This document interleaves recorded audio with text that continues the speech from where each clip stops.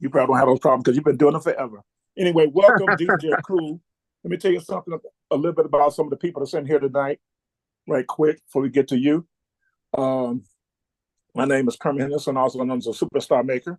And the reason why they call me that, because I'm in my 51st year in the music industry.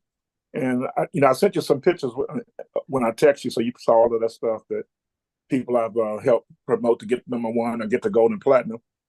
And then we also have where it says Boss Entrepreneur. That's what we call Queen Karen. She's actually in Washington D.C. Right now. She's doing something with her granddaughter, but she wants to support, so she's in here, but not physically in here. Then I'm going by the way my screen is looking.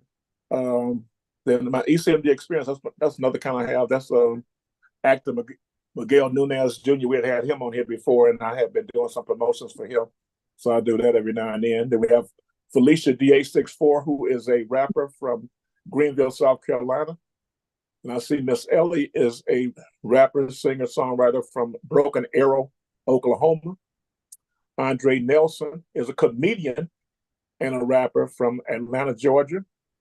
DJ Punch 317 on all social media. By the way, that's a good way to do it. DJ Punch 317 everywhere, including his email address, djpunch317 at Gmail. He's from Indianapolis, Indiana. He's one of the hosts of this show. Then we have model Kiana Smith, who was a published model from Charlotte, North Carolina. She's been on album covers, magazines, events, and stuff like that. So you ever go to Charlotte with, so to make sure y'all get together. I'm going to skip this one guy for a minute, Michael Calhoun. I'll come back to him later. We got Kool TLC, who was a rap median. He said he knows you and you know him. He's from Greater Cleveland, but I'm going to let y'all talk later. Yep. Then we have... Doing a very long time. Yeah.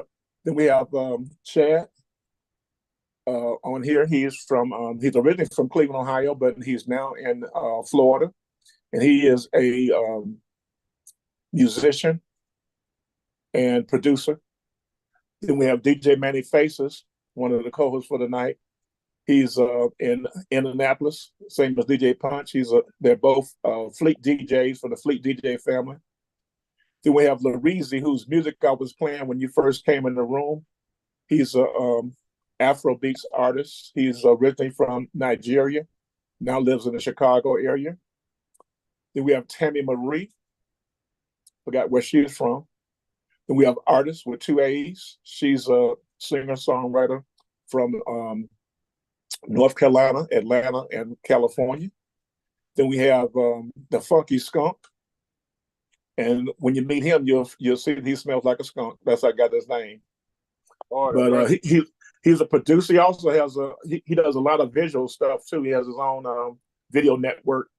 He also works with Confunction, the group, the R&B group Confunction, a whole lot of other stuff he got going on. You can share that later. He's from Indianapolis. We have Dorel P, who is a artist manager and has a publishing company out of Chicago, Illinois. Then we have Sincere, the PPE, out of, I don't know where she's from, because she done said so many cities, Indianapolis, Chicago, Minnesota, Florida. I don't know where she at. But anyway, let me see if anybody else on here that I forgot other than the last person I'm going to introduce. Okay. So we got Super Lyric on here. Let's see if I missed anybody else. Okay, and last but not least, we have multi-platinum Grammy Award-winning singer-songwriter Michael J. Calhoun, co-founder of the legendary group The Daz Band. You may remember the song "Let It Whip, Whip It, Baby." Yeah, that's Michael. He's the guitar player, and he's done a whole lot of stuff. Like I said, Grammy Award-winning and gold record also. And he has done a lot recently. He's been inducted to the R&B Hall of Fame. He has made history by charting in 6 different genres of music, including being in Billboard at #14, right above Mariah Carey on his R&B song. And he came back with a blues song that was #7 in Billboard. And he's also part of the Rock and Roll Hall of Fame band. He was actually there when they cut the ribbon for the Rock and Roll Hall of Fame. Hopefully he'll get in there one day. and that's Michael J. Calhoun. I'm David Ruffin, and everybody else on here is the Temptations. Now, to DJ Kool. First of all, welcome to the show. Appreciate you coming in here. Can you tell us what your childhood was like growing up? Were you born in Washington, D.C., or you just in Washington, D.C. now? Born and raised. Went to D.C. public schools and the whole 9 yards. I don't know, man. I think I had a great upbringing. I come from the southeast section of Washington, D.C. D.C. is divided into 4 sections or 4 quadrants: southeast, northeast, northwest, southwest. That's D.C. I'm from southeast. Back when I was coming up, we had a very close-knit neighborhood. You know what I mean? All the parents knew, each other. All the parents knew, for the most part, all the kids. So if you were out there doing something you had no business doing, one of the parents would check you, and then they would tell your parents, and then when you got home, you got it again. You know what I mean? That was my growing up in the 60s, 70s, and 80s in D.C., my early years. So were you born with a silver spoon in your mouth, or you have a struggle, or how was your early age? I know exactly what food stamps look like. I know what government cheese tastes like. But I don't think that I grew up, poverty stricken or anything like that. We lived in some very nice row houses, brick row houses, in the neighborhood that I grew up in D.C. Matter of fact, once upon a time, I even went to Catholic school. So, but just like I said, I know what food stamps look like. I've held to many of them. I know exactly what government cheese tastes like. Like, you make some great grilled cheese sandwiches with government cheese, man. You know what I mean? So, I think I had a decent upbringing. Well, I can definitely relate to that. I'm from East Cleveland, Ohio, which is actually the poorest community in Ohio. And I know what government cheese is like as well. We used to have it back in the day when I was a kid. It was like in a white box with a black label on it. And then we also had I remember some cereal too in a white box. That's all I can remember, because that was 60 some years ago. But I definitely know that definitely wasn't born with no silver spoon in my mouth. But salute those that are. We live our life and everybody else live their life. Exactly. So, when did you first get a thing that you knew you wanted to do, music, or get involved with DJing or music or entertainment? Well, for me, I guess I've always been split in half with my interests. One half of me wanted to be a professional athlete. I was a 4-sport athlete coming up. My primary sports were basketball and baseball, but I also played football and I ran track, once upon a time in my life. The other half of me wanted to be in music. Before hip hop was even a thing or was even thought about, my thing was I wanted to play keyboards for Parliament Funkadelic. Then hip hop came. Then I seen a guy that was working in the clubs in the mid-70s back then that wound up being my mentor. His name was Maniac McLeod. It was like in the clubs back here in D.C. in those days, it was him and everybody else. You know what I mean? And I guess I got focused on him and pretty much emulated him the way that you could say, I don't know, Kobe emulated Jordan, or, Jordan emulated Dr. J. You know what I mean? Same type thing. I grew up in a musical household, just listening to, gospel music that my mother was singing in the household, listening to, jazz and blues and R&B records that my father was playing growing up in the household. So, I don't know. Sports didn't pan out for me. And I guess God was like, I don't want you to play with the Lakers. I don't want you to play point guard for the Lakers, or I don't want you to play first base for the Washington Senators. I want you to be DJ Kool. And that's pretty much what happened right after high school. I was 21 years old when I got into business. I've been a DJ since 1977, and I became an artist in 1986. My first single was a song called "The Music Ain't Loud Enough" that charted Billboard 1986. I had several records that was in several spots on the top 100 charts from 86 all the way up through 96 when "Let Me Clear My Throat" came out. And yeah, God been blessing me a long time in this industry, man. That sounds amazing. When did you ever have to go to anywhere else outside of DC to make things happen, or you made it happen right at home? Right at home, Mm-hmm. right here at home. And that's one of the misconceptions, excuse me, that a lot of people have here. They think you got to go to New York or go to LA or something like that. Ain't go nowhere. I just stayed here. Remember, I told you I was DJing in these clubs since '77. Well, actually, I started as a mobile DJ in '77. I didn't get a chance to start working in clubs until '79 when I was approached in 1979. Shout out to a cat named Keith Jefferson. He was working at a place that I started at called the Paragon 2. He's like, "Kool, you're good enough to be playing in clubs, man. I'm getting ready to lead the Paragon. You need to come up here and get that job." I got that job in 1979, and I worked every major urban club and made them clubs hot, like with lines down the street and around the corner from '79 all the way up until the last club that I worked at here in DC on a regular basis was a place called The Legends. That was 1996 when Clear My Throat came out. But for me, I guess one of the things that was starting to set me apart from everybody, other than my skill set, was the fact that I had became DJ / recording artist in '86. So now all these DJs is playing my record. '86, '87, '88, '89 on up. And I stayed right here. I produced all my own material, wrote all my own material, helped record and mix all my own material, and that's what I did. Half of me is go-go, half of me is hip-hop. Shout out to Chuck Brown, rest in peace, the creator and the curator of the go-go sound here in Washington, D.C.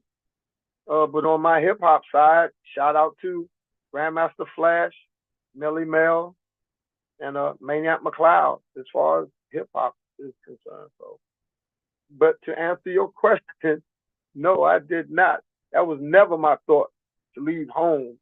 For what? With that being said, speaking of Chuck Brown and go-go music, go-go, was like, of course, it was a monster in DC and some other markets, but in Ohio, I come from retail stores where I come from retail, right? So I had it in my store, but I noticed it was, and I distributed music too, but I noticed it was heavy in Youngstown, Ohio. Like Youngstown, Ohio was just as strong as Washington, D.C. with it, but every other city was like maybe little pockets of people that knew about it or didn't know about it or whatever. It was real interesting to see how strong it was, like 60 miles from me, but not necessarily that strong in Cleveland per se, go-go music. And the reason why I asked you about leaving home was because, I'm sure you've been to a new music seminar before and stuff like that. I remember one of the first ones I went to, I met Roxanne Shante when she was like 15 or 16, took a picture with her. I still have the picture. And, so it just seemed like people to get popular, not necessarily to go to New York like you're talking about, because I definitely understand that. Like I was in, like I said, East Cleveland, Ohio, making noise, in other cities at the same time. So I do understand the concept of staying home. But, with stuff like a new music seminar and competitions and whatever, and DJ battles and all of that, it just seemed like, you'd have to go somewhere, even though I know you said you've been working in the club, so you were a strong person in your area. But it just seemed like with DJs and the whole hype behind hip hop in New York and all that stuff, it seemed like somebody would have to go to New York to make something really happen. So that's the only reason why I would say that, from that aspect. Mm-hmm. No, I understand the concept of it. And thank God I've been able to move all over the world because of the music that I've been able to put out. Excuse me. Uh, been able to stay here and still chart Billboard. Matter of fact, I was the first hip hop artist here to chart Billboard. Um, uh, in '86 with Music Ain't Loud Enough. And so, um, me just doing all my operations from my home base always was very important to me. You know what I mean? Because I wanted people to know, man, that you don't have to go nowhere else to make it. You can stay home and make it. Make them come to you. You don't have to go to them. You know what I mean? Make them come to you. And that's what happened. I've had several opportunities to have been signed by major labels, and God didn't want it to happen. A couple of times with Def Jam, one time with Rockefeller, one time we almost did a Bad Boy thing one time. God didn't want none of that to happen. And as I reflect on all of those situations, I'm like, well, wow, if I would have signed with Def Jam at this time, then I would have got caught up in this. If I would have signed with Rockefeller at the time that they approached me, I would have got caught up in this. If I would have signed with Bad Boy at the time, I would have got caught up in that. You know what I mean? So I was like, look, man, don't need that. All you need is me. And I'm gonna put you where you need to be. So I've been in this industry going very close to 50 years now, and still out here in it. Thank God we got a platinum record. Well, let me clear my throat. That we just found out was platinum last year, but was probably platinum probably around 97 to 98. But just got caught in some, record label bureaucracy that was going on between the label and the distributor of the label at the time. But as I give all thanks and praise to God, once again, He got me out of that. I'm still here. I'm talking to you, and, and there you go, man. Yeah, I could share a story with you privately about the Fat Boys and Run DMC situation, and who was supposed to be platinum first and all that kind of stuff. But I do want to share something right quick. Back in I guess it was like 79 or 80, there was a hip hop tour or whatever.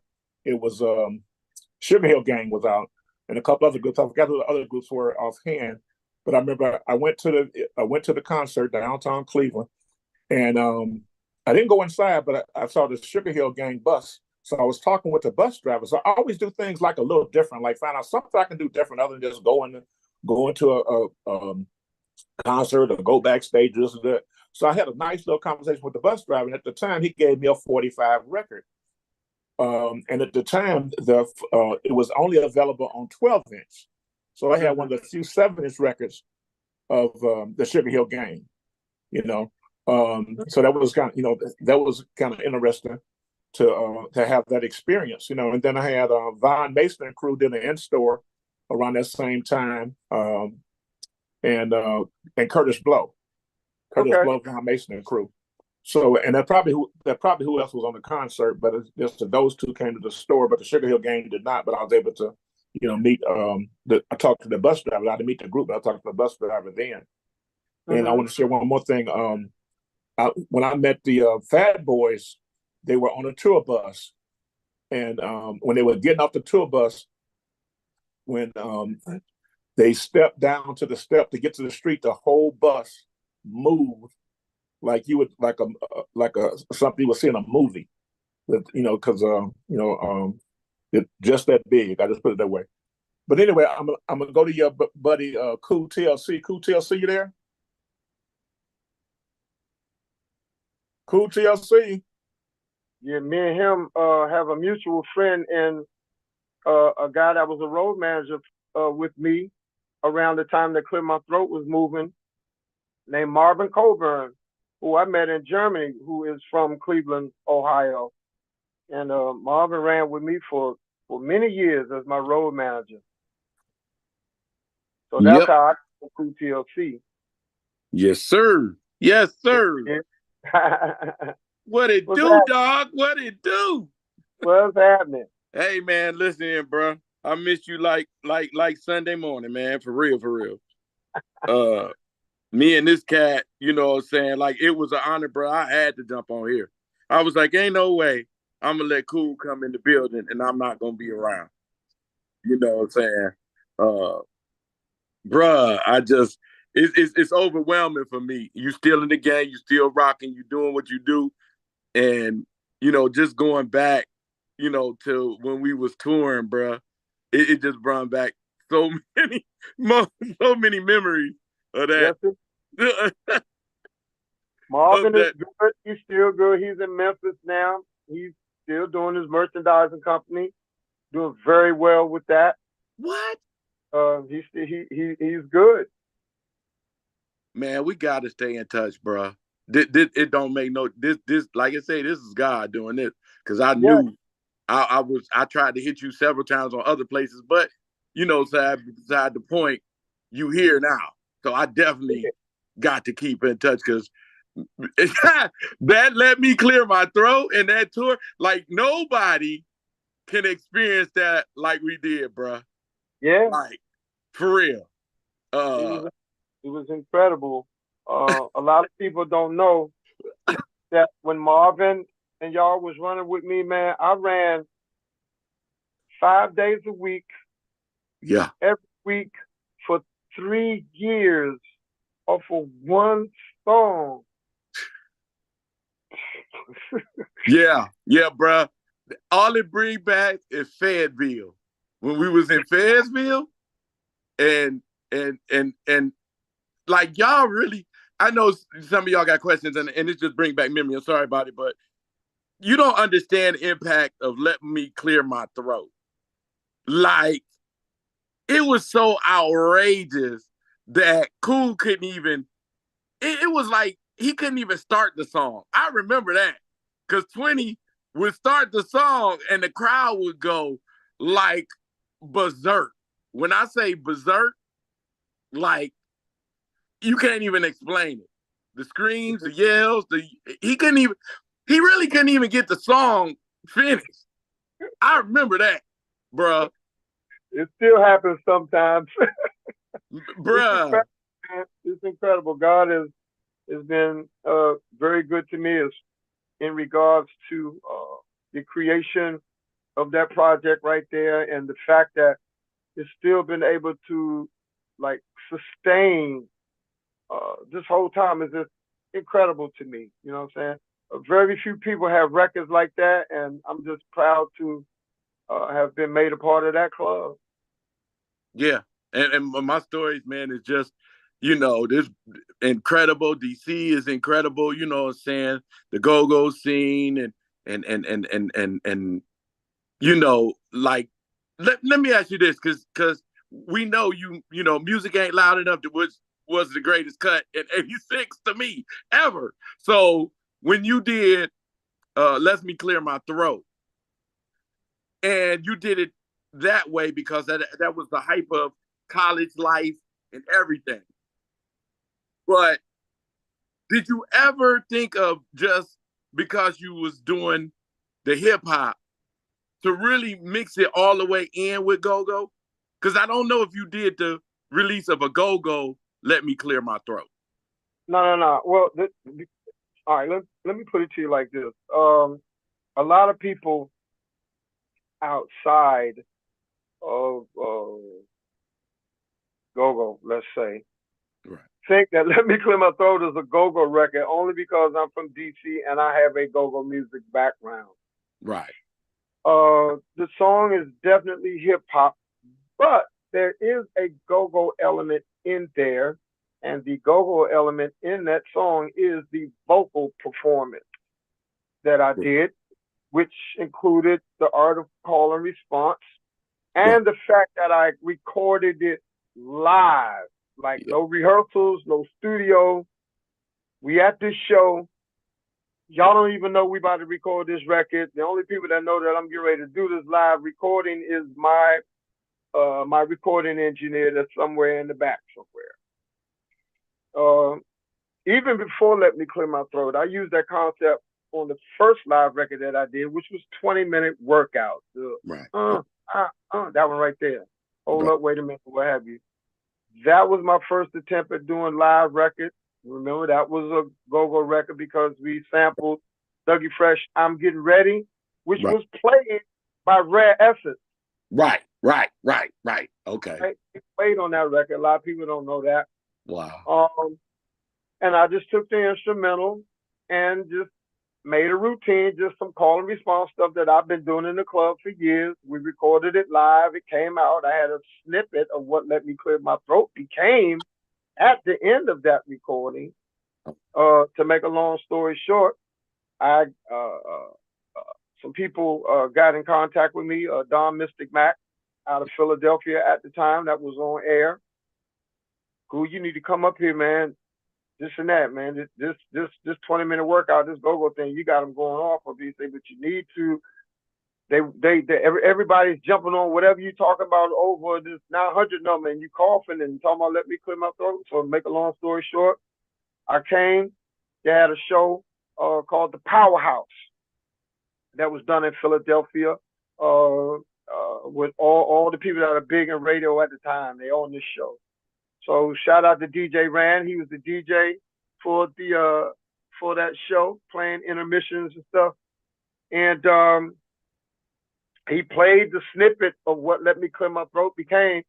Everybody jumped off on it. Then next thing you know, I was like, okay, we need to go ahead and do that. So my manager, Walt Reeder Jr., Big Block Entertainment, who was out of Philadelphia, Kool, I got a show for you that I booked you for at a place called Bahama Bay. Mm-hmm. Make a long story short, I came up, I did the show, we recorded Let Me Clear My Throat live. Once again, the audience had no idea that we were recording live. Went and did it, and I guess the rest is God's blessings and history, as they call it. Well, that's good. That record will be timeless. Music ain't loud enough. It's timeless. All of that shows you the longevity of how you are really in DC as the king in DC. You know, a song saying along with all the other great legends, especially since you're a Billboard aficionado and growing up. But did you ever? And my last thing, because I know it's other people. Did you ever do any performances with maybe Chuck Brown or even the back, Junkyard Band? Not Junkyard Band. I never, believe it or not, I've never had the opportunity to Wow. Junkyard Band, even though I'm huge fans of theirs, broke their early records and all sorts of kind of stuff. Chuck Brown, I've been on stage several times with him. Miss him so much. Right. He is our godfather. He is the reason why we have go-go music, period. It would be no Junkyard Band, Rare Essence, EU, Trouble Funk, or none of that if it wasn't for Chuck. But yes, I have performed with Chuck several times. We have a single out called Block Party that the line dance community has made a line dance to it like they do to several songs. I performed. I've been with them some years now. Oh, okay. Performed with EU several times. Performed with Trouble Funk a few times. So, I am definitely part of the go-go community as a performer and as a DJ. I was the DJ that was breaking all the go-go in the clubs first. Because remember, I started in the clubs in 79. Right. Here comes Bustin' Loose. Here comes all the Trouble Funk records and the EU records and the Rasmus records and all that. But I was the one that was hot in the clubs at the time, thank God. Get Kool the record, get Kool the record. So that's what happened. All of those groups, a lot of obscure groups, everybody was bringing me go-go. Wow. Yeah, Bustin' Loose now. Yeah, that was give me the beat now. Give me the beat now. Yeah, that was my joint right there. But yeah, salute to you, man. You definitely is a pioneer. People just don't know. It was good to meet you personally and ride out on the tour, with Marv and all of that, bruh. Like that was the greatest thing next to sliced bread. You was talking about government cheese. Government cheese ain't had nothing on that move, bruh. And I'm about to bounce and let somebody else talk, but do you remember? And I'm gonna just see if you really remember. Do you remember we did the little like I'm gonna say this little bar was a hole in the wall. But you remember when the girl threw the beer at me? To be honest with you, I don't, but I'm quite sure Marvin does, or even 20. Right. Because I was doing comedy and I wouldn't stop on her. Remember, she kept interrupting and she was real drunk, but she threw a can of beer at me. Oh my God. That was just before you came in and did it, but it was a little small joint that Marv had set up. But Yeah, we did all joints. We hit that chilling circuit back then too. Right. Personally, I already hit it before around Music Ain't Loud Enough time, but around Clear My Throat time, yeah, we still did some chilling circuit joints. I mean, you got to go down there and holler at them folks. You know what I mean? Because those are the ones that are supporting you. So, yeah. Yeah. Wow, that's crazy. I'm glad you didn't get hurt. Oh, no, we ain't get hurt, but we was laughing about it because that was the first time anybody threw some beer at me because she was just loud and drunk and wouldn't quit. And we was like, come on, babe, come on. And then I just went in ham and then she just threw the beer at me. And then that was like, all right, y'all, so let's bring on DJ Kool. We brought you right up when that was going on, but they took her out anyway. But it was just funny. I'm glad she didn't have no more beers to throw. She probably would have threw one at me if she'd have Hey, don't tell it, man. But hey, it's blessed, brother. We must stay in touch by all means necessary. This is really what I really want and really need, man. So I want to stay in touch with you, 20.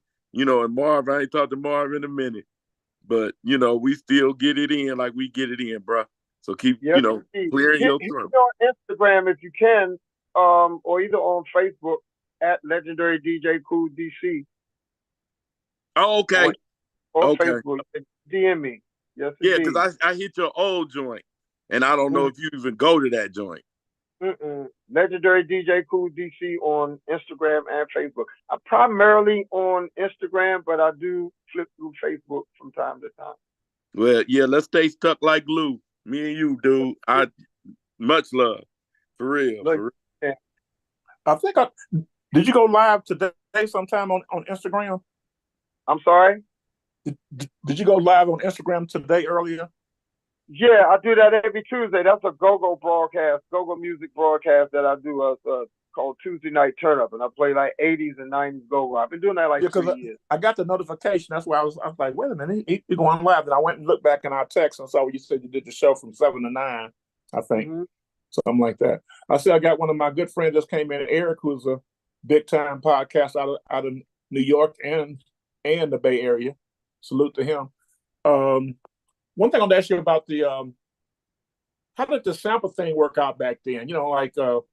Did you were you able to really make any money, or did the records you sampled, did they want all the money? What was the deal with all of that kind of stuff back then? Well, all my early records, I didn't have an issue because it wasn't a thing back in the 80s. That didn't become a thing until after the Biz Markie situation. But Music Ain't Loud Enough. Yeah, we had to do our splits. I mean, not Music Ain't Loud Enough. I'm sorry. Let me clear my throat. We had to do our splits and everything. But, everything is good. I don't have any problems.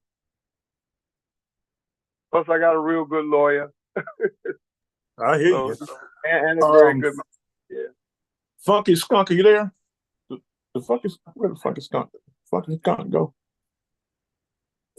What's going on, Eric? I'm just happy to be up in here, Kermit. These guys, I'm listening to these gentlemen talk right now and just flashing me back to, being in a little dusty ass town in Northern California and tuned into. If I'm wondering if gentlemen remember the Bay back in the day. Cameron Paul was all about it coming out of the Bay, and we just vibed through that. And I happen to have a connection where we were pulling the vinyl. When you start talking about things that are only on a 12-inch, man, that's what we were chasing all the time. And just bringing me back, man. I graduated high school in 86, and I was in the rooms when I wasn't supposed to be, and it was all about the house party. And man, let me clear my throat. Are you talking about, you blow the lid off of anything if that even started? And I got the chills right now listening to these legends. All are just incredible that I can even hear your voice and see you live. And I just want to say thank you for letting me be in the room tonight, Kermit, man. And DJ Kool, man, I got nothing more to say. I just want to listen to you talk all night long because you're bringing it back. I mean, man. I was really the MC of my operation. We had Nightlife Productions, and we were just a little old, didn't know what we were doing, and coming up with trying to see Run DMC out of New Jersey, and remember now I can go and pull some of those videos where they were, that was when they would be coming on stage to groups that didn't even understand what was happening back then in the day, and now it's just like, my gosh, it's legends. I'm just happy that I got to God bless me to run into Kermit. And when you say OG, man, they throw that word around. This is what it was, the minting of the word OG, man. I mean, the original is no joke, man. And I'm just happy to be here tonight, man. I'm giddy like a little kid right now. Thank you so much, man. I appreciate all your support. Hopefully I'll run into you one of these days out here in these streets, man, when I'm moving around on the road. Well, you know something, now I got the resources to be able to chase you down and get in the building. So I'm about that action, and for real. And I just want to make sure I connected with you on Instagram right now. And we got to use these modern socials and be in it. And God bless to you, man. Godspeed, and keep it going, man. Because they don't make it like that no more, man. It don't come like that. They can't brew it like that. They don't know what the chemistry is. It feels like to me, man. And if you could just keep going, brother. Just keep going. Thank you so much. I appreciate it. Thank you so much. Yes, sir. Okay, I have a question that Queen Karen from Washington, D.C. sent in. Like I said, she's not able to be live because she's with her granddaughter. But a question for you was, what from your experience as a DJ would you like to pass on to DJs of today to keep the fire burning, keep that DJ fire burning? This is a question for me? Yes. Oh, no, man, you got to be a student of the game. It's just like anything else. Like nowadays, because of all the technology and everything that's going on, a lot of people think that you can get a laptop and get a controller and now you're a DJ. No, you're not. Because first of all, man, you got to know how to read that room, no matter what room you're in. And you got to know how to, for lack of a better term, just give those people what they're looking for. And if you don't study your craft or become a student of the game, just like anything else out here, you know what I mean? You're not gonna last in this business. I tell a lot of them, man, like for real, you only got two choices as far as which way you want to go with this. It's either you're gonna do it as a hobby, or you're gonna make it your life. Me, I decided to make it my life. Like, that's what you're looking at. And that was my decision from the very, very beginning. I had a plan. My plan was to become a DJ, to use that as a stepping stone to becoming an artist. And that's what I did. And I stayed focused on it. Now, for those of you who just want to do this as a hobby, that's fine. But you got to pick one way or the other. You know what I mean? And you just got to get focused on it if you want to be good at it. And if you don't care nothing about it, then I don't know what to tell you, to be honest with you. But that's my thing. It's either going to be a hobby or you're going to make it your life. Yeah. I forgot to mention I started DJing myself in 1973. And what we call the guys that were not real DJs, even though I don't know if I was a real one or not, but we call them record spinners. But yeah, DJs. Yeah, man, that's what it was. Yeah. Man. I see a lot of cats. I've heard a lot of cats say things that I thought were crazy to me and whatnot. And I said, well, you know what? He's not going to make it too far. But then again, maybe he didn't care, obviously. So that wasn't his thing. But it was my thing. So who am I to judge somebody, you know what I mean, just because they don't want to be in this particular thing as strongly as I do. But that's what it is. Get focused on it. You know what I mean? If you want to make it. Like, I'm going to mention a radio DJ name that you may know. He was actually my intern back in 1975. His name is Marco Spoon. He was a Hmm. DJ in Cleveland, Chicago, and then last I spoke to him, he was out in Houston. I just wanted to know if that name ring a bell with you because he had blown up quite a bit. Hmm. Yeah. I'm not going to say that I know who that is. Okay. How about Lynn Tolliver? I do not know who that is. Oh, yeah, he was the program director in Cleveland for a long time on several stations. But I just was curious about that. I'm trying to think of the people I knew in that's like you're from DC, and I'm getting ready to say Philadelphia because I would go to the Impact conference, and I'd always like go through Philadelphia. And see, a lot of times I didn't really get a chance to meet a lot of those folks. I would come to a radio station or whatever to do an interview, and for the most part, I'm just there with the air personalities. I'm not really there long enough to meet program directors, music directors, or anything like that. Sometimes, you get an opportunity to do that, and sometimes you don't. But for the most part, you just in and out. You doing these interviews, and then you on to the next one. So that's one of the reasons why I don't really know a lot of industry people like that. And yeah, I used to go to Jack the Rapper a lot. That's the only real music industry gathering that I really frequented back in the 80s and early 90s. But other than that, I ain't really get a chance to meet a lot of them cats. Yeah, I met John Singleton at the Jack the Rapper in Atlanta. I think it was at the time when it did the movie director, and also the one in Orlando, I think it was, where they had to shut it down because Death Row and somebody was acting crazy. I don't know if you heard about that.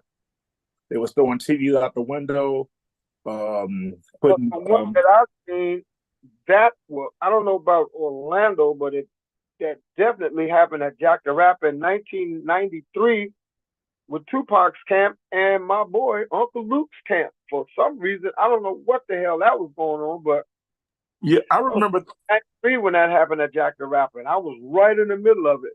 Now, are you talking about the event that I remember? Something with Luke and Death Row that was at the Sheraton, or you talking about something else? This was, I don't remember what hotel it was, but this was definitely Jack the Rapper. This was the last year that they had it, and we were all at the door getting ready to go into the ballroom because Tupac and everybody was supposed to perform, right? Death Row. And the only thing I can remember behind, and all of us were pressed up against these doors. And the only thing I can remember, somebody kept saying, Luke, Luke, and all these people coming down the stairs. And the next thing you know, it just broke crazy. I'm like, what? I never forget, they had this big display of TVs, like in the hotel with all these, how they had the TVs connected and everything, and they make like one big screen. They pushed that over. They was upstairs on the upper floor throwing furniture down to the balcony. I'm like, Jesus Christ, it was crazy in there. I never forgot that. And the only thing we could do was stay pressed up against those doors. Yeah, I don't know if that happened twice or not, but I was at one where Death Row was throwing TVs in the pool, and the elevator, and they started. I guess somebody was beating up the employees because we couldn't. When it was time to get out the hotel, you was like the guest was on their own. Where it wasn't nobody help you with your luggage or nothing. They got out of there. You remember something like that? I'm sorry. Go ahead. I say, do you remember something like that where it got so crazy that they had to get out the hotel and it was a free fall and leave at your own risk or stay at your own risk? Yeah, that's what I'm talking about. But that was in Atlanta in '93 at Jack the Rapper. Okay, because I'm just wondering what my brain is saying Orlando, but I guess we're talking about the same thing because it definitely was Death Row was acting crazy. Yeah, it was Death Row and Luke. Now there was another situation I remember. What happened with that? I don't even know how that even became a thing between the two. Evidently, it was something that happened on the road, I would imagine. Somebody disrespected somebody, and the only thing we did was stay pressed up against that daggone doors rather, that was the entrance into the actual ballroom that the show was supposed to. So the show never happened. I guess they got Pac out of there in the back somewhere, and I never seen Luke, but these two camps, and the whole thing just broke crazy. They was they was taking people's room cards, breaking in people's rooms, taking stuff out of their rooms. It was just pandemonium. I never seen nothing like that in my life, and that was the very last year that they had Jack the Rapper. As a matter of fact, they was talking about that on BET at the time. I don't know if it's the exact same one or not, but I was at one where it was supposed to be like Luke and Luke's people in Death Row got into a fight. What happened was that was 1993 at Jack the Rapper in Atlanta. No, I'm just saying. I'm just thinking it may be two incidents. So that's all I'm saying. Yeah, in this incident, it was a meeting. It was like a rap meeting. I went back in the room where they were, like in the back part of the hotel, and it was getting hot in there. And I have like a sensory thing, where I just felt something was wrong. And I was with a young lady. I'm like, we got to go. And she wanted to stay, meet people. I said, we need to leave right now. So she got mad thinking that I was just jealous the guys was hitting on her or whatever. So then we went back later or the next day, and we found out that there was a fight. And allegedly, a young lady got shot in the leg in the lobby or something, allegedly. And all of that, and but the weird part is, you probably know if this is the correct one, none of that hit the newspaper or anything. It wasn't on the news or nothing like that I know of. What I'm talking about was all on BET as soon as we got home, and that was the last. After that, there was no more Jack the Rapper. Yeah, I'm talking about like ABC, CBS, local news. I don't recall it being on any of the local news. People hit that, but BET blew it up. I remember that. That's a fact. I'm like, wow. I was sitting up here looking at that, and I say, damn, we was right there with all this chaos that was going on. Because I had been going to Jack the Rapper since '88. That was the first time that I went, and we went every year from '88 all the way up to '93 when they had the last one. Speaking of Jack the Rapper and events, is Jack the Rapper based on the one you went to? Went to Black Radio Exclusive, BRE, or Impact Conference in New Jersey, none of the other ones? I heard of all of those joints, man, but I was moving around, bro. I ain't had time to go to conferences and kind on. Okay. Speaking of moving around, you know what I'm saying? I had to go to work, but I always like Jack the Rapper. I just like that. It was just me and a cast that I used to run with, and we kind of made it a thing. We going to the Rapper every year. We did that every year from '88 all the way up to '93 when it was over. I met Jack Gibson one time. That was my first time seeing Prince. A lot of stuff. I remember when Naughty by Nature first came out. I remember when Guy first came out. I seen New Edition. Me and Hammer chopped it up one year, '88, because we had a mutual friend in the industry. A lot of memories from Jack the Rapper until all that foolishness broke out when they tore the place up. I still can't believe that. I get chills thinking about that sometime, man. When I flash back to that, that was incredible. I've never been in a situation like that with industry people. You know what I mean? I hear you. Hey, Kermit. Yeah, that's real heavy. One of my ex-partners was the president of Queen. Speaking of Naughty by Nature, she was the president of Queen Latifah's label back when Naughty by Nature came out. I actually have a double platinum plaque for Naughty by Nature OPP record. I got the same one right here. I got it right here. Yep, they were very, like at that time, Tommy Boy and Warner Brothers were very nice and generous at that time. But we both know Tommy was always cheap, but that's just the way he is anyway. But I respect Tommy because he came to East Cleveland to my store one time and had the 4 CDs sing to my mother. So I'll never forget that, and will always be appreciative to him and the group for doing that. So, those memories. Yeah. And but as you were traveling, like I said, you had to move around. What were some of your favorite places to either perform at or just to visit? Oh my God, man, that's $1 million question. Primarily in the South, you know what I mean. Richmond, Virginia, first and foremost. Shout out to Steve Branch. I used to work in a club down there called Ivory's. I worked there from 92 to 94. We recorded a 20-minute workout there. We recorded what happened turned into Let Me Clear My Throat. The concept of Let Me Clear My Throat was recorded there.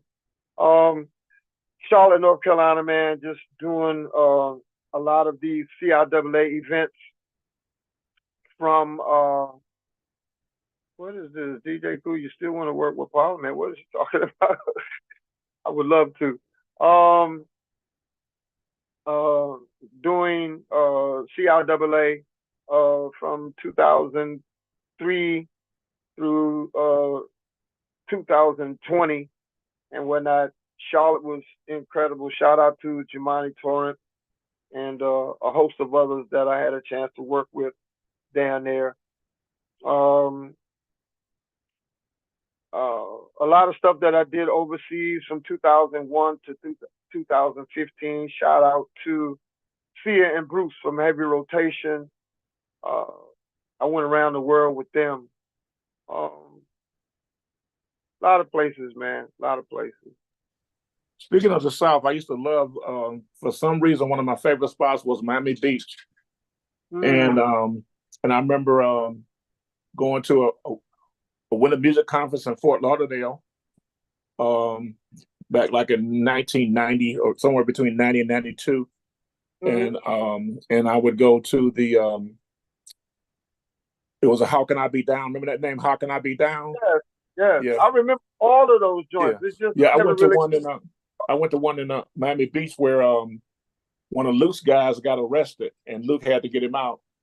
And I met a guy named Big Fub that was working with Twister back then. And we had him on Zoom several times. I always tease him about he's a real big guy, and he rented a Ford Mustang convertible, and he looked like Fred Flintstone sitting up in that damn thing. So I always tease him about that. But then the guy with that was arrested with Master P, I actually saw their whole crew was at the last BRE I remember. That was in the Bahamas, I think it was. And, Master P whole crew was, I think he was one of the sponsors of the event.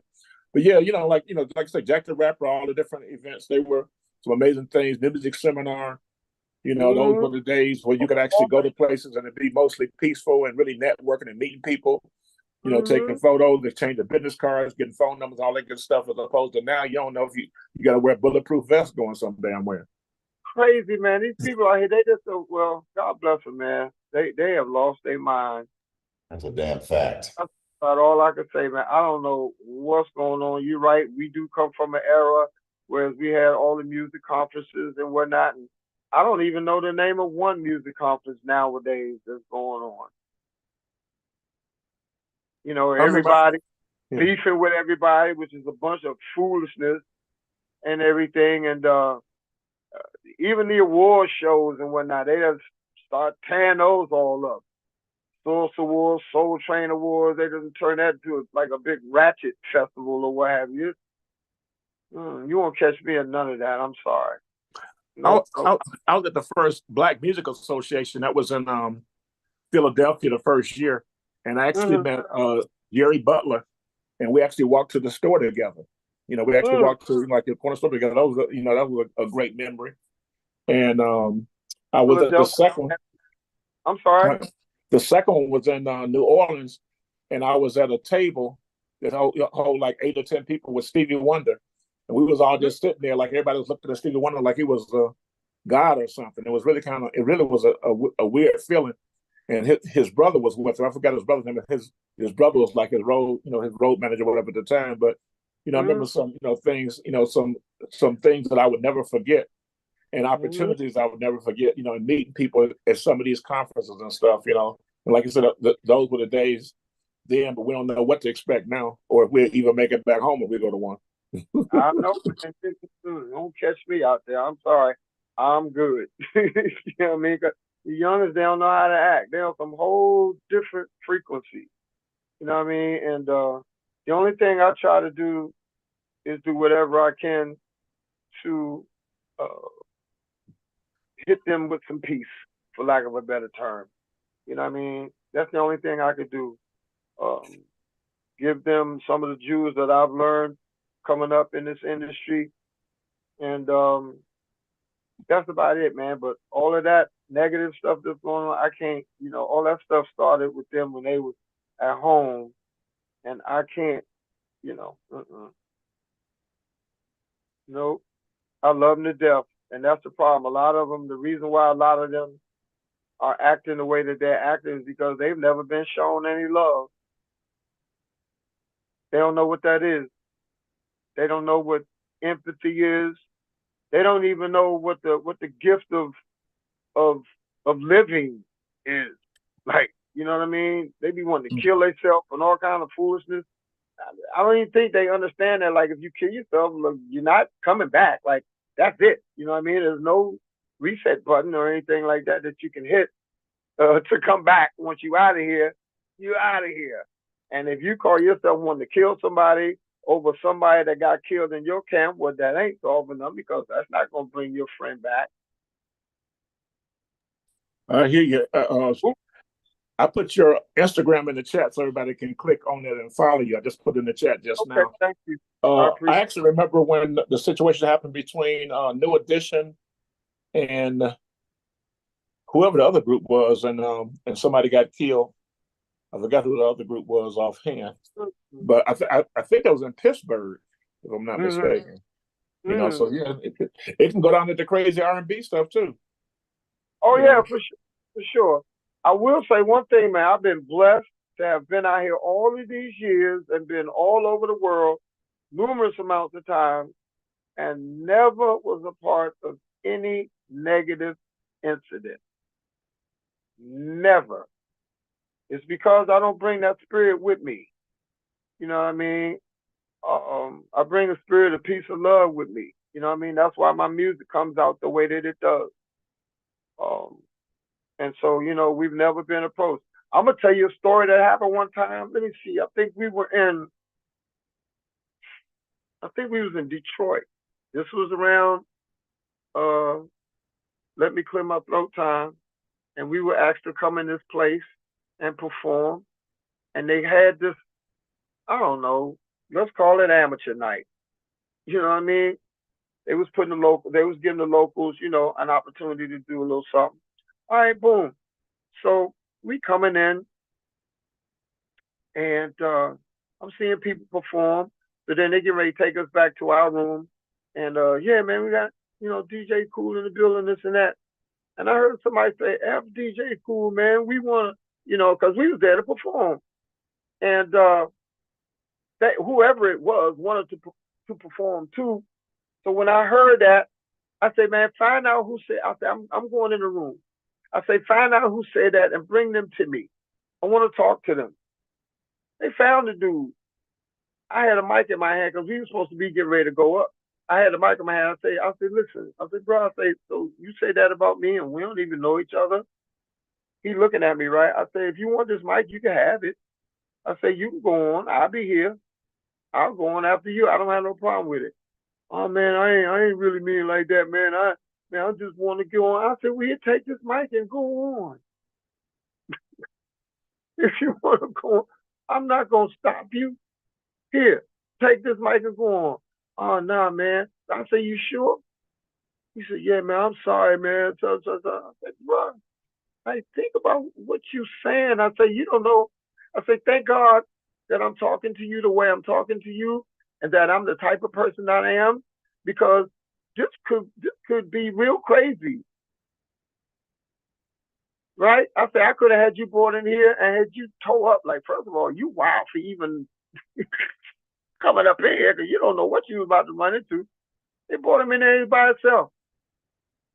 So I'm saying all that to say, man, I never move with negativity. As the 5% brothers say, I'm God body. You know what I mean? I'm bringing peace. I'm bringing love.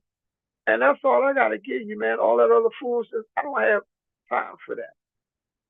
Right now, I am 66 years old, and God is blessing me to still be in this game to a particular degree, and I'm still out here moving around and working, and I'm just going to continue to do things the way that I've been doing it, bringing peace and love.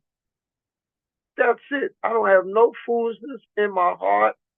None of that. I don't have no jealousy. No, none of that. I don't. That's foolishness to me. I don't have time for it. Speaking of that, are you eating healthy, by the way? Yes, sir. No pork, no red meat. Trying to cut these fried foods out. Fried chicken is good. Trying to get rid of that, man. But a lot of fruits and vegetables, a lot of water, coconut water. I take a handful of vitamins and supplements every day. Every day. I pray every morning. I say my affirmations after that. Every morning. So I try to look at it. Thank God for the air fryer. Lord have mercy. Try to make sure that I have my physical health together, but also first and foremost my spiritual health. That's very important. Amen.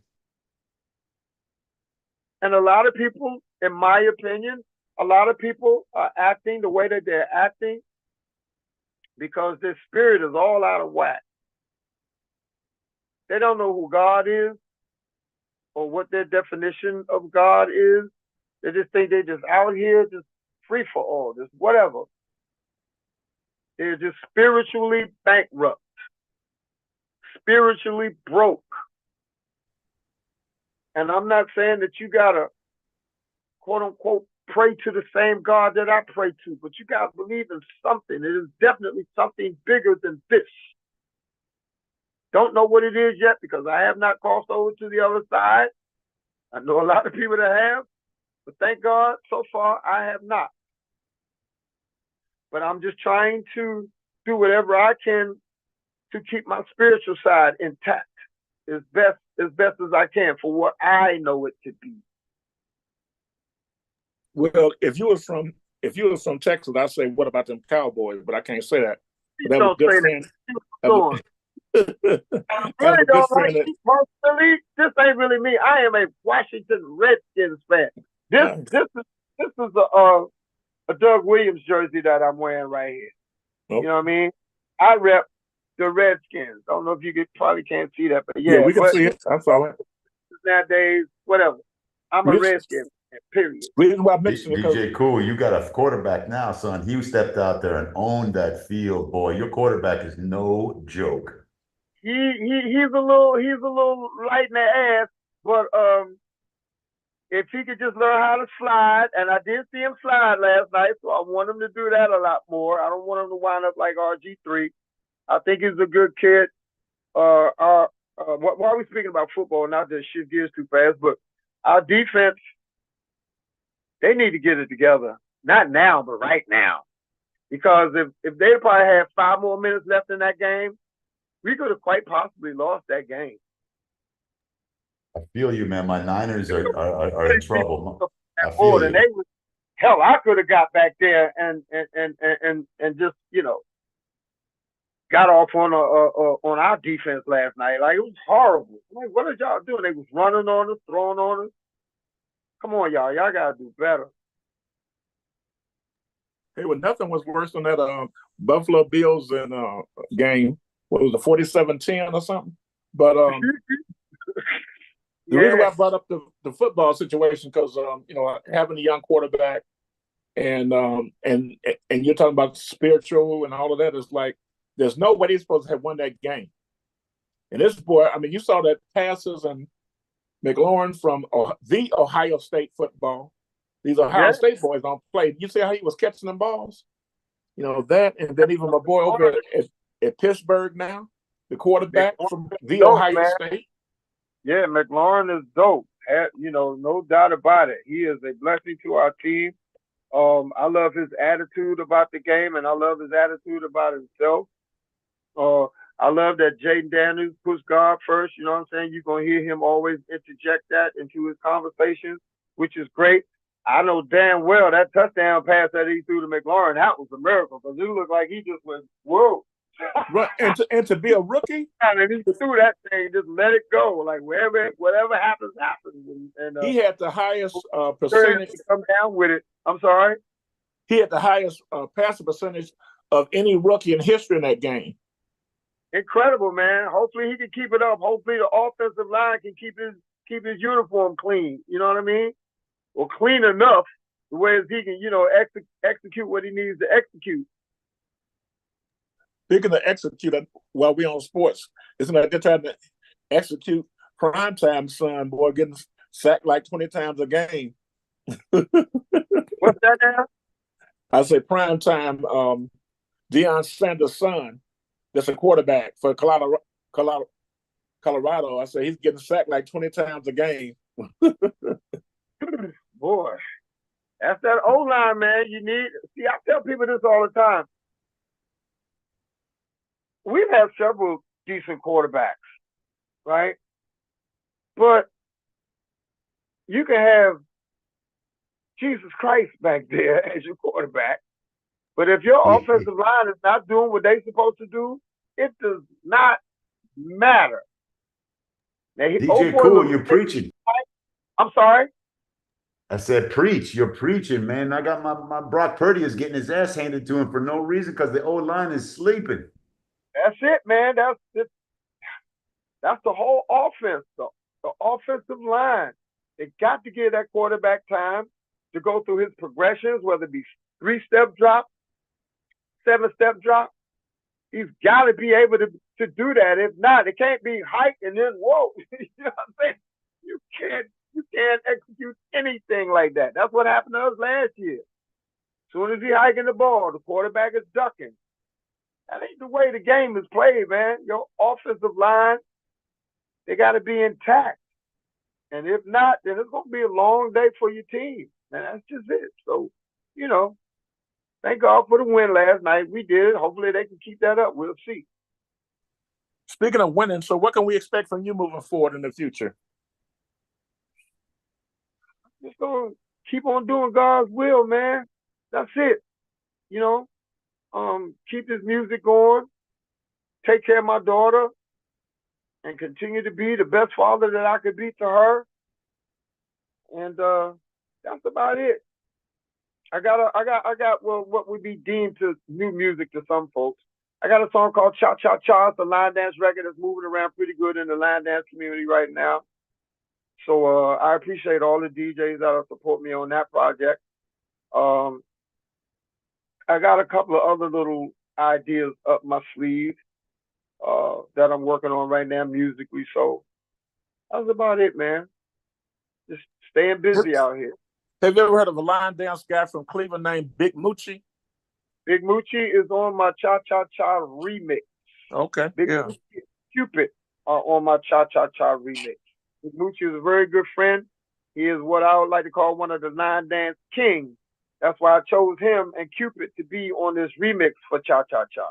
Yeah, I wish I'd have known you knew each other. I actually have his number. He was just in Raleigh, I think, the other day. I think he told me because I was asking him about does he always go to the motorcycle thing every Memorial Day, and he was telling me, I forgot exactly what he told me, but yeah, he was in Raleigh recently, and wish I knew y'all knew each other. No, Big Moochie is an incredible guy. I met him. I met him in Richmond, Virginia, some years ago when I first met him. I do believe it was either Richmond or Charlotte, one of the two. Richmond pretty much comes to mind where I first met him at, as far as I can recall. He's a great guy. Yeah, when he was with the group 71 North out of Cleveland, I'm the one that helped get him out there. And one day I put him on the phone with I think it was a 69 boys or whatever on the phone, and they hooked up at one point. And then we did a thing with he brought on our Zoom call, he brought actually back then it was like the free conference call HD, but he brought the Force MDs and Cupid on there. There you go. Like, they were doing something together at the time. They were doing something together. Yeah. Cupid is family, Stevie D, and what's brother's name? I can see his face. I just can't call his name right now to save my life. But yeah, Force MDs, they family. Okay, before I go back to Kool TLC, because I put some stuff in the chat. Anybody else have any questions or comments they want Anybody besides Kool TLC, the rap medium? As a matter of Okay, fact, go he's ahead. the first person that I've seen do something like that. I've never seen that until I seen him do it. Yeah. Go ahead, Kool TLC. No, I was laughing because I know a lot of people should speak up, man. We got a legend in the building, DJ Kool, and a lot of people got questions, you know what I'm saying? And whether they want to speak or not, you need to speak and say your piece. But, going with you, Kool, because you doing the, spiritual, lifting the kids up and making sure, you can do what you do to help the kids out. That's always been your mission, whether people know it or not. And not just knowing, just knowing the inside is different than seeing it from the outside. And just to give some knowledge, because people don't know, and I'm not trying to brag, and he'll even tell you himself. I showed Big Moochie, how to line dance. Oh, get out. Yeah, I brung it to him first, and I ain't trying to be braggish. And Moochie will tell you, I showed him how to line dance because I showed him a line dance that I created and brung it to him. Okay. So when he met you in, when he told me he was going to do that show, and I said, cool, I was like, man, I gotta go. But I just couldn't get off in time, to go. I had another show to do. But seeing that you do and you're in the line dance community, are we looking for more? Because I see the world is still yearning for, let me clear my throat. So are we yearning to get another call and response from DJ Kool, other than the line dance, but to bring it up? I got some things up my sleeve, but right now I'm kind of concentrating on this cha-cha-cha, which is, well, the hook of it is line dance, but the rest of the record is classic DJ Kool live recording, call and response. Okay. Shout out to Mr. G. He is the guy that made the dance up for cha-cha-cha out of Richmond, Virginia. Mr. G and Tia. Shout out to 5678 line dance group. They are out of Macon, Georgia. They are the ones that really put the first video up of when the record came out in 2020. And 5678, they found out how to do. They learned how to do the dance from Mr. G. They put up a video of them doing the dance, and the thing went nuts. I just seen a video somewhere in South Carolina. What is this DJ's name? Lord have mercy. He showed me a video because he was trying to get me to come to South Carolina where he plays at. I think it's Columbia, South Carolina, if I'm not mistaken. They had 1,100 people or more doing the dance for cha-cha-cha. And they say, boy, these people, they ain't going crazy. I've seen this one line dance group out of Dallas, Texas. They got 2.7 million views on, I think this is on TikTok or something, for them doing cha-cha-cha. So it's starting to pop off now. Okay, so now that you're jumping in that lane, because that's always a different lane to be in and get people moving, because a lot of people don't move, with the exception of line dance coming on, it changed the whole the whole diagram of people dancing with each other. So well, the way that I do it, because I just like I said, the cha-cha-cha, the song, the hook is line dance, but everything else I'm saying is this.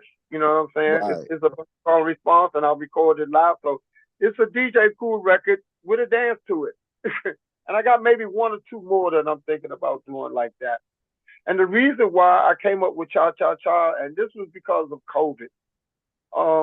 It got to the point where people won't even want to be around nobody, and everybody wearing masks and all so 6 feet away and all the so fools. I'm like, man, that's crazy as hell.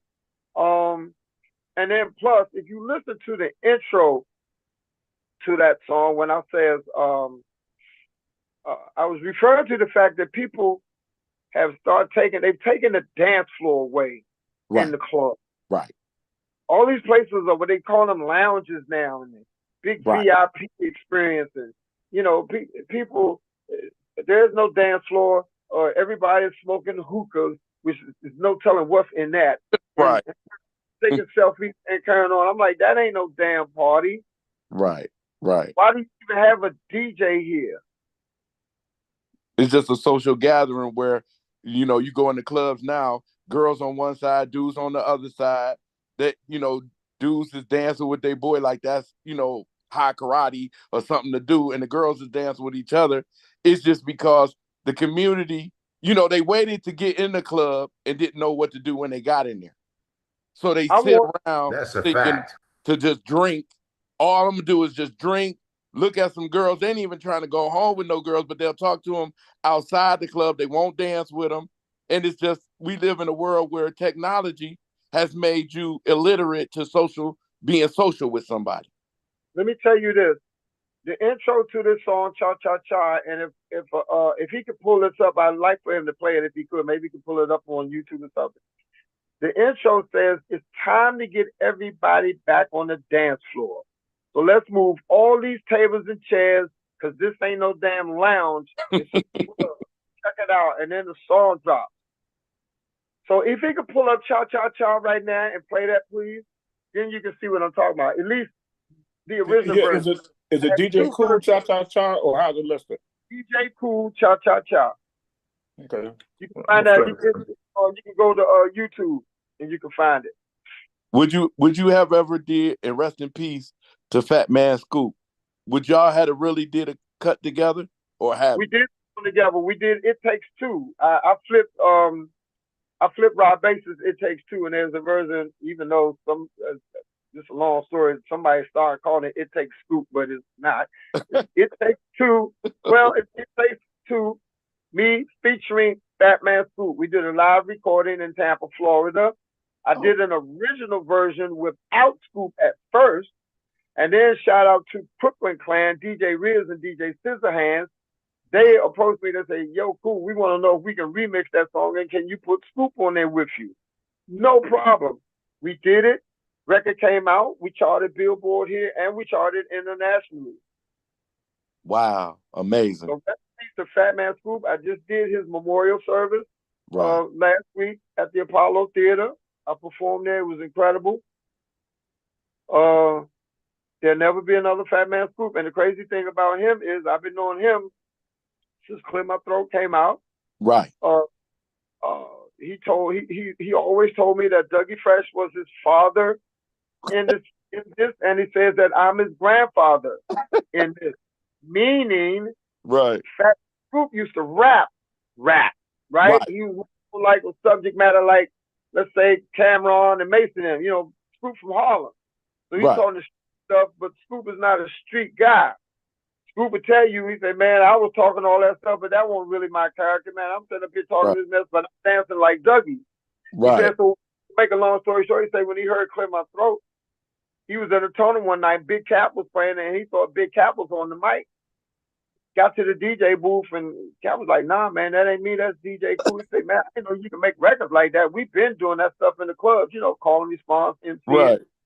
So that's when I met Scoop. If I'm not mistaken, I met him in Charlotte, North Carolina. He was working for Tommy Boy Records as a record rep. And so then he proceeded to tell me the story about, how he heard the record and how him and Brooklyn Clan got together and everything. And Brooklyn Clan them told me the same thing, how they got together and just turned Scoop into this party artist. They made the song Hands Up. And then after that, which they call themselves trying to mimic what I was doing on Clear My Throat. Right. Clan, shout out once again, DJ Riz and DJ Scissorhands. They say they came up with the AV8 records, the Party Breaks records, once again, because they were chopping my voice up and trying to mimic what they heard me do on Clear My Throat. I'm like, all right, that's cool. They got with Scoop and they did Be Faithful, which is a record that I wish I would have done and everything. And the rest is history, man. Scoop was incredible. People always talk about my voice and everything, but I always told Scoop, I say, man, bump that. I say, you got the best voice in the business. Yeah. I don't think hands down it's between, and no pun intended, but yeah, it was him first and maybe you second for real. Cause it was nobody else doing it. He came in as a siren.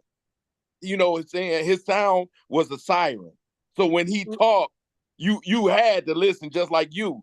But it was just, he had a punch through on the party song that would make you be like, wow, like for real, I'm about to Well, get so hyped. the sound of his voice, Yeah, you know, because just like I said, Scoop was not that at first. right. Scoop was, you know, he MCing, he get, you know, he got bars and whatnot. That was Scoop's thing. Scoop was a very incredible lyricist, but you're like, nah, man, I can't be doing these kind of records because that ain't me. And you know, I don't want these street dudes coming up, you know, rolling up on me, this and that, checking me and all that. So he heard clear my throat. Yeah, I can do that, and he did it. And then there you go. Wow, that's dope. That's Oh, dope. incredible, incredible, incredible, incredible. I was just his brother, Sav, who was very big in the music industry.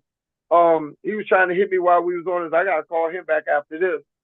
And incredible, man. Matter of fact, Scoop say he even got into the business because he was trying to put his brother through school. His brother graduated Hampton University because of school. Wow, wow, Mm-hmm. wow. So that's amazing.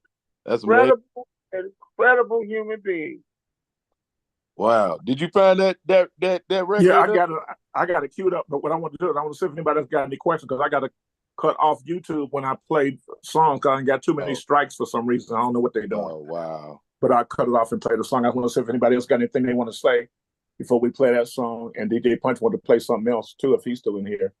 Kermit, I just want to say, I just thought I was an MC back in the day. And just to be here and listen to you guys exchange right now is just beyond special. Let her rip. And DJ Kool, man, you have to keep going. I can't believe you're 10 years my senior.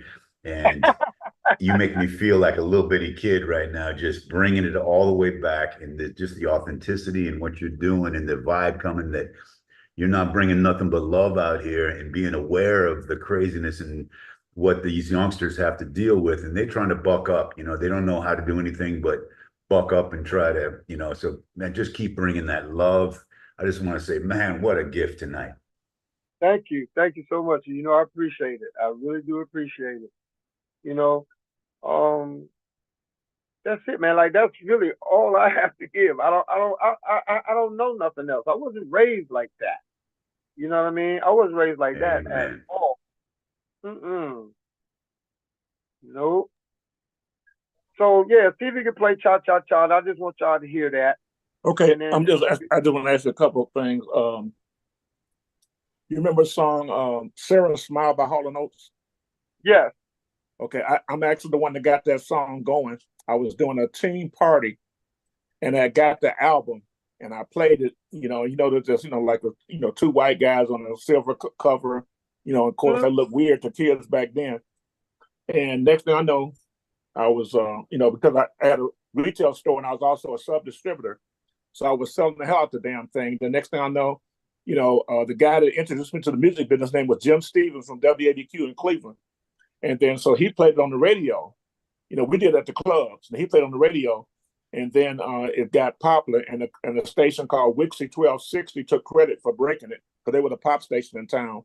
But I actually broke that record. I just want to see if you know that. And another record I want to ask you if you knew about is Kaya, My Neck, My Back. You familiar with that? Yes. Well, just like I said, I remember I've been DJing since '77. So. Yeah, no, I'm just I know, but every DJ don't know every record. But anyway, on that record, I actually was the distributor for that record.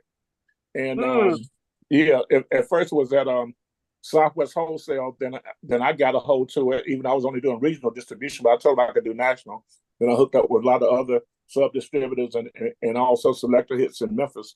And we did about 100,000 units independently. Then she got a deal with Sony. I'm gonna say Artemis Sony Red went gold. And that was a very difficult project. I did it while having 2 broken ribs, but I was the distributor, street team, and marketing person for it. And then, of course, coordinating with the music and video. And I'm gonna say one more thing. Most people know me because I discovered a guy named Lazy Bone back in 1992 from Bone Thugs and Harmony. So I know you know about them. I just wanted to share that. Yeah. And I'm gonna go ahead and play the song. They're very good friends, Bone Thugs. As a matter of fact, I would pay to see them perform. Believe that. I performed with them before. One time we were supposed to perform in Cleveland doing the All-Star, and that got crazy, so that didn't happen. And but I did perform with them. Was that last year? And we went Milwaukee, and we did an incredible show together. And I would pay to see them. They are incredible. They are incredible live. Yes. Shout out to Bone Thugs, man. For real. It was like, what would happen if I never discovered them, huh? Hey, man. Or gave that break. No, what it was that they were, when I met them, Laserbone was actually homeless. I'm not saying in a negative way, just a realistic way. So I had, I got him off the street, invested in a group. I put the first album out, Faces of Death. Was something I put out. Nobody else invested in it but me. And then that led to, everything else. That's a whole different story. But let me do something quick. Hold on one second here. All right.